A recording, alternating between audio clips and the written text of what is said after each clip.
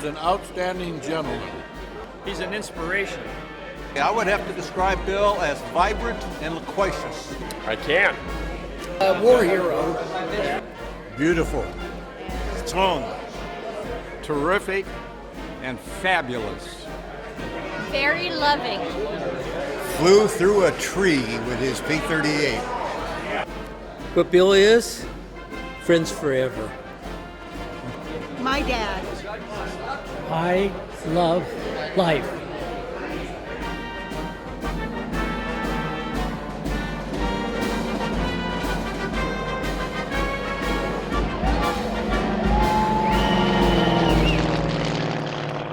I'm Jim Reed. I'm the president of the Chapter 1432 EAA group for Stockton, and this is our birthday party for Bill Behrns. And this is our second time. We had a party for him 2 years ago, and we're happy to provide an opportunity to share in his, celebrate in his success.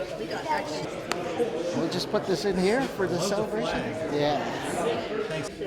Well, about the year 2002, I was working at the Aviation Museum at McClellan, and I was told by the curator there that there was going to be a meeting with the P-38s and would I care to interview them for their records. And I said, sure. So I sat down and I did, a half a dozen of the P-38s, one of which was Bill Behrns. So Bill and I have been together now, this is the year 2015, we've been together 13 years. Wherever he goes, I go. When he got his ace, I recorded him on the steps of the state capitol up in Sacramento.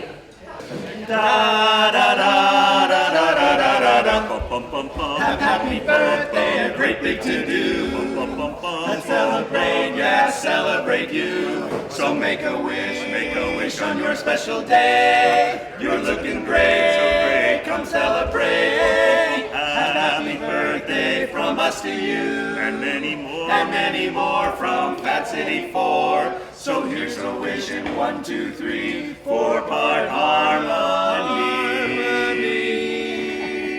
Happy birthday, your special day. To you. Happy birthday to you.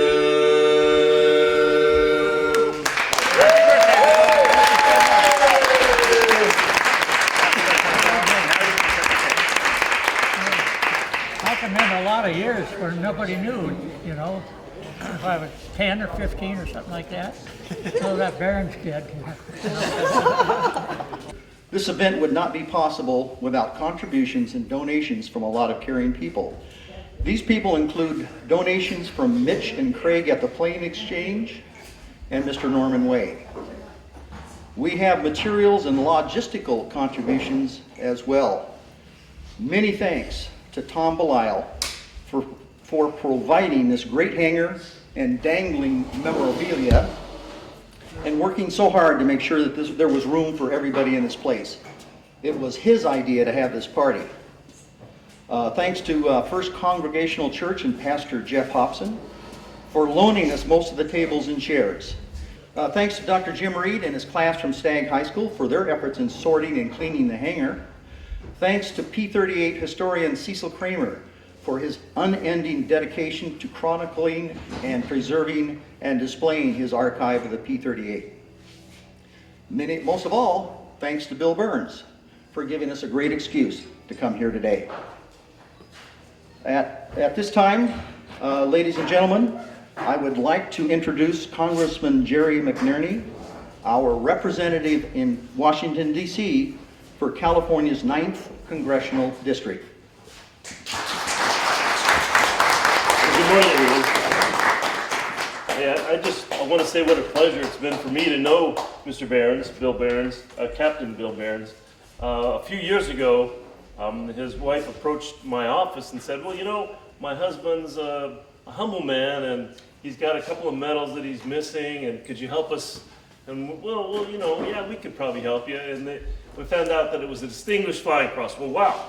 Distinguished Flying Cross is like one of those medals that's way up there. In fact, I can only think of one medal that's even more prestigious. So we were thrilled to have a real American hero right here in Stockton, right here in California, that grew up, went to school in Stockton, went to the Army, served in World War II, did a terrific job, came back healthy and sound, and has been a quiet member of the community ever since. We got the medals, we presented to him. I got to know what a pleasure, what a decent human being Bill is, and sort of introduced him to some folks that got him on the radio, and it turned out that he's got a lot of stories to tell, a lot to say, a lot to contribute that's been sort of locked in there all those years. So it's been a real pleasure.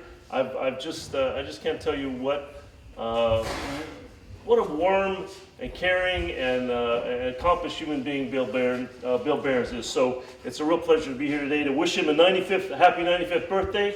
I wish I could stay for lunch, but I don't think I'm going to be able to do that. So Bill, congratulations on your 95th birthday, and we're proud to have you as one of our citizens.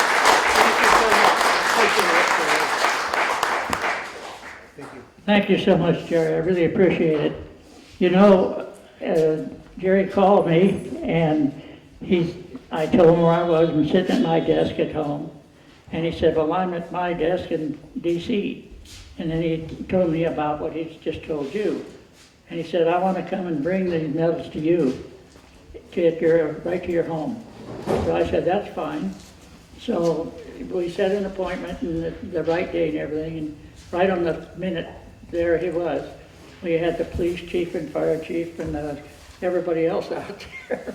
And so too many people couldn't get in the house, so the whole yard was packed and everything. But anyway, Jerry presented me with that and everything. And then he called me a week later, and I could think it was a week later. And he asked because Pastor Mike Dillman of Manteca held a Memorial Day deal, 2-day deal, and he'd get 5,000 people would show up out there. So he asked me, he said, this is Jerry talking to me, and he said, I wanted to find out, would you consider going to that memorial deal? And I said, sure, I'd go. So he said, okay, I wanted to call Pastor Mike and let him know, and he will call you and make arrangements. But he said, I wanted to be there to be the one who introduces you. So I said, that's great, you know. So it happened, and I went, and Jerry was there, his wife was there, and son, and we sat together in the front row in the huge church, and my wife and Jerry's wife just bonded, really, really good people. And so they introduced a young man up on stage, and whoever the MC was, and he talked about this young man had come back from the war, and he was been badly injured, and they had, I forget what all they'd done, ears gone or something. They had quite a few things. They split his skull right in two, but he was okay then, except that he was going to be an invalid for the rest of his life. So he stood up where he was and came up to the front there, and they had asked me to stand up, and I was standing, he stood by me. And they introduced him and everything, and I'd say there was about 30 seconds or more of everybody in that place standing up and clapping. And then he sat back down, and they helped me sat down. And then the MC said, we have another gentleman here who will take the mic next, and this was Jerry. So Jerry got up on there, and he told a little bit about me and then introduced me. It took me almost 2 minutes of going like this to get people that were still clapping up there. So there's been 4 times that I've gone all together, and Jerry has been there and introduced me each time out there. So, you know, I gave a talk for about a minute or so, but I haven't given any speech or anything. And there are so many people, and they're sitting on the lawn there and everything. But at least I get up and introduce me and that. And I'd appreciate it. That's very good. Jerry, I have to tell you, he spends a tremendous amount of time for veterans.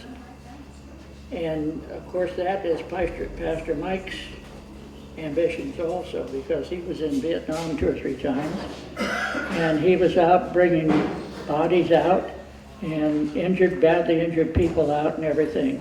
And then when they all got home, people laughed at him for pooing, and it really ironed him. And he said, I will never, ever let them forget, as long as I live, the veterans, that what they did for them. And then got cussed out when they got home. And that's what he's done. So I've been honored to go, and Jerry's been there each time. And it's, you know, that's really a nice situation to do for them. They give a couple, 2 or 3 of them a new car every year. Fortunately, I did get shot down, but I got out, but I didn't even get a scratch, so I don't get a new car. Somebody said, well, why didn't not my CO told me? And the flight surgeon said, why didn't you just take it, do this, put a scar, you've got a Purple Heart. I said, I don't want a Purple Heart, you know, I'm just as happy this way. But so, the day that they rescued me and brought me back out of the jungle, and that was at that time when we landed, that he said that. And his next words to me, you see that P-38? Yeah. He said, well, that's your new one. And he said, I just wanted to tell you, you're going on a mission right now. And in my words, I said, hell, I'm just coming back from yesterday's and I got shot down. Yeah, and you're going on today's, which is really good therapy, because after that mission, you can't remember the first one. And so that's the way it was. But these people are great, and because of the effort that they make, especially Jerry, the effort that he makes for gain for the veterans and stuff. You know, no one has done anything like that, but he does. So, like I say, it doesn't make any difference who I believe in and how I vote or anything else, but I can tell you, that's my man. So, thank you so much, Jerry, for being here. That's a real honor.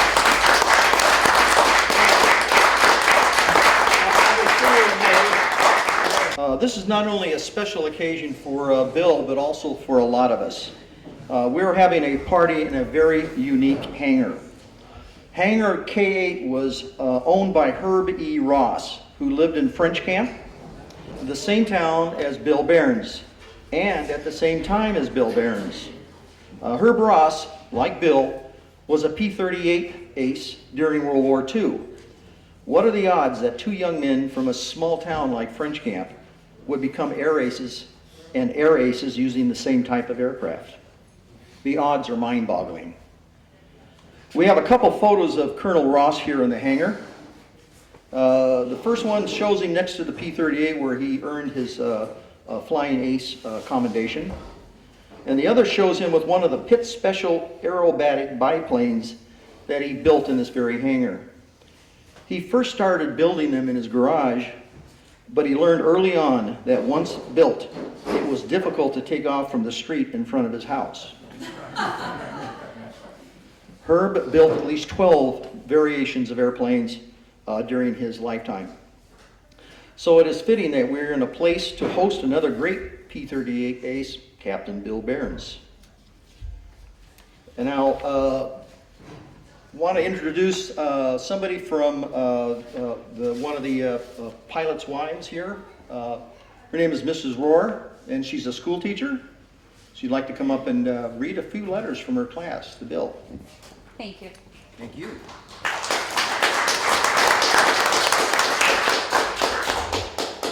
I'd like to start by saying thank you very much for your service to our country. My students are 7th and 8th graders, and they've just recently learned, and mostly the 8th graders, about World War II. So I'm just going to read 2 examples of what the students wrote yesterday. Dear Sir, my name is Jose Delgado. I am an 8th grade student. I am writing to you because I want to thank you for your service to this country. Without people like you, this country would not be based on the people. Thank you for your service, and happy birthday. Sincerely, Jose Delgado.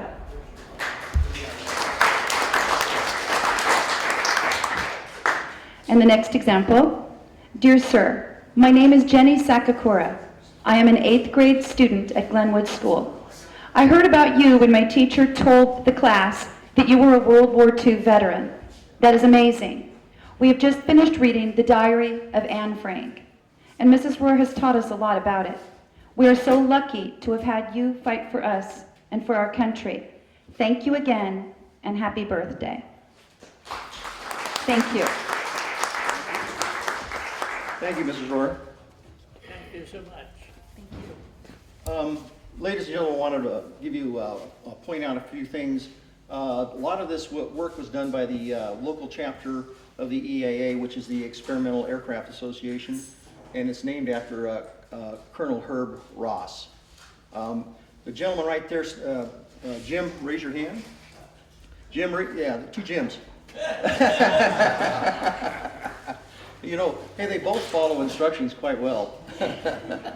Obviously, they're both married. Jim is the president of the local chapter of the EAA.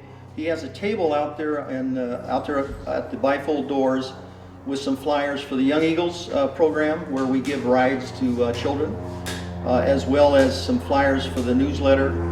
And he has on sale Captain Behrns' book, his autobiography, as well as the autobiography of Colonel Ross. So if you'd like to make a purchase, that goes to the EAA chapter. We are a non-profit organization. Thank you. Cecil, come on up. Cecil is the P-38 historian, and he probably knows more about P-38s than even Bill does. And if you want to test how much he really knows about P-38s, ask him why there is the mechanic will always polish a piece of the aluminum nacelle next to the pilot on the one of the outboard engines and polish it to a mirror polish. Good morning. It's a pleasure for me to be here. I've known Bill for about 20 years. His wife ran a little article in the newspaper one year that said that he flew P-38s in Burma. And so I called up Bill's house and got to talking to Bill, and I ended up going over and spending a whole day over there right afterwards the next day. And for those of you who do not know Bill's real story, it's an amazing story of a young man who left the Stockton area here and flew halfway around the world to take on the most fierce enemy our country has ever known. Many of you do not know how fierce the Japanese were. I served a couple years in Japan during the end of the Korean War. And I got to know many, many Japanese, and most of them were good, decent people, but there were some what you call fanatics, like we have in the world today. And these fanatics really did not want to surrender at the end of the war. They wanted to keep the war going. But I won't go too much into that right now. But what I want to say is when Bill got to Burma, I'm going to hang a curtain here in a few minutes. Bill can tell you the story better than I can because he was there. But I have the curtain that Bill was the first P-38 pilot to sign. This was an all P-38 outfit. They didn't have no other fighter planes there. And Bill and all the P-38 pilots signed it. And then they went in and took on the enemy. 28 of the 32 are still there. That's how fierce it was. And for the few that did come home, they were there from the beginning and almost to the end of the war. The P-38 was a fantastic airplane. If the Germans or Japanese would have had the P-38 instead of us, our bombers could have done nothing in Europe or in the Pacific because there would be nothing to protect them if we didn't have the P-38. Everybody said the Mustang was the wonder plane, but it didn't come along until the P-38 had been carrying the whole brunt of the war for over 2 years. There was no other plane that the Germans or the Japanese feared. Bill flew the best plane our government could give him. And he took advantage of that. A lot of pilots feared the P-38 because it was fast and it could do anything you ask it to do. That plane would do it. You could not tear the wings off a P-38 like you could other planes because it had a beam running from wingtip to wingtip, which meant it ran clear through the cockpit. I have on the first table there, I have a tribute to the fallen soldier. And that's to honor all the pilots that served with Bill that did not come home. They're still over there. And so I'd like for you to look at that display for the fallen soldier, and we are just fortunate that Bill was not one of them, that he came home, him and Herb. And when I get the curtain hung up here, if any of you have questions, I'll be glad to answer it. But just remember, Bill was the first pilot to sign that curtain. Thank you.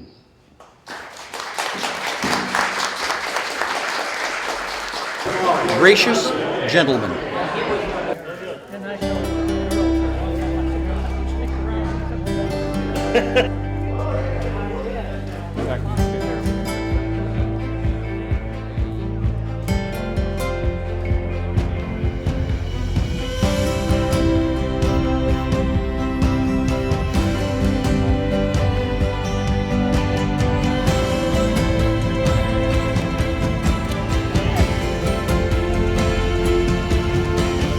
And I thought it was about time to see Anytime you want to go in the T-34, let me know. maybe the next time if you're going to take the house just around the kids. Yeah. Let me know anytime.